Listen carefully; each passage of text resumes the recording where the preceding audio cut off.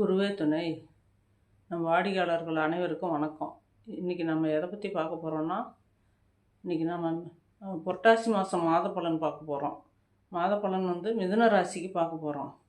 மிதுன ராசிக்காரர்களாம் இந்த மாதம் புரட்டாசி மாதம் எப்படி இருக்கும்னா நல்லா இருக்கும். ஏன்னா மிதுன ராசிக்கு எதுவும் அஷ்டம சனி இல்லை, கண்டக சனி இல்லை, சனி பகவானால் தொல்லை இல்லை. ஏன்னா மிதுன ராசிக்கு 10ல் தான் சனி இருக்கார். 10ல் வக்ர அடைஞ்சிருக்காரு. 10ஆம் இடம் தொழில் ஸ்தானங்கிறதுனால 10ல் வக்ர அடைஞ்ச சனி இருக்கிறது ஒன்றும் பெரிய பாதிப்பு கொடுக்காது. தொழில்களில் சின்ன சின்ன சிக்கல்கள் இருக்கும்.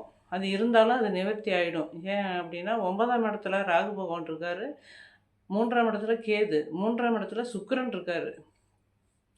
சுக்கிரன் ராகு தொடர்பு கொள்கிறாரு, சுபகிரகம். அதேமாதிரி குரு பகவானும் இந்த ராகு பகவானை 9ஆம் இடத்து ராகு பகவானை தொடர்பு கொள்கிறாரு. 9ஆம் இடங்கிறது பாகிஸ்தானம். அந்த பாகிஸ்தானத்தில் ராகு பகவான் இருந்து சுபகிரகத்தின் தொடர்பு இருக்கிறது உங்களுக்கு நல்ல பெனிஃபிட்டு.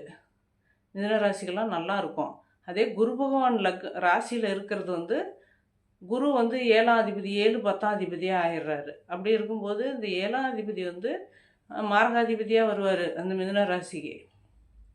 7ஆம் அதிபதி கலஸ்திர ஸ்தானாதிபதியும் அவரே குரு பகவானே, மாரகாதிபதியும் குரு பகவானே வராரு. அப்படி வரும்போது அந்த உடல் நலத்தில் கொஞ்சம் கெடுக்கிறதுக்கு செய்வார். உடல்நல சரியில்லாமல் இருந்து ஏதோ ஹாஸ்பிட்டலுக்கு போய் ஹாஸ்பிட்டல் செலவு பண்ணுற மாதிரி ஒரு சின்ன சின்ன பிரச்சனைகள் தான் இருக்கும். ஒன்றும் பெருசாக எதுவும் இருக்காது, ஒன்றும் பயப்பட தேவையில்லை. குரு பகவானுங்கிறதுனால அது பெருசாக கொடுக்க மாட்டார். மாரகாதிபதியாக இருந்தாலும் பெரிய லெவலில் கொடுக்க மாட்டார். இந்த 3ஆம் இடத்துல கேது பகவானும் சுக்கிர பகவானும் இருக்கிறது உங்களுக்கு நல்லது தான். தொழிலில் ஏதாவது வெற்றி, புகழ், கீர்த்தி இந்த மாதிரி எல்லாம் சுக்கிரன் 3ல் இருக்கிறது உங்களுக்கு நல்ல பலனையே தரும். அதே 4ஆம் இடத்துல புதன் இருக்கார்.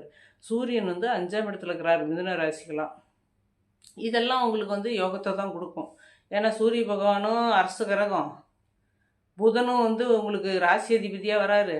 அந்த புதன் பகவான் 4ஆம் இடத்துல இருக்கிறாரு. அடுத்து 10-15 நாள் கழிச்சா 5ஆம் இடத்துக்கு போவார். அதுவும் ஒன்றும் உங்களுக்கு நல்ல பலனையை தான் கொடுப்பாரு. ஒரு 10ஆம் தேதி வரைக்கும் 5ஆம் இடத்துல செவ்வாய், சூரியனோட செவ்வாய் இருப்பார். புரட்டாசி 10 வரைக்கும். அது ஒன்றும் 5ஆம் இடங்கிறது திரிகோண ஸ்தானம் தானே, அது ஒன்றும் பெருசாக ஒன்றும் கெடுதல் பண்ணாது. செவ்வாய் சூரியனும் நட்பு கிரகங்கள் தான். அதனால் ஒன்றும் கெடுதல்கள் பண்ணுறதுக்கு வாய்ப்பு இல்லை.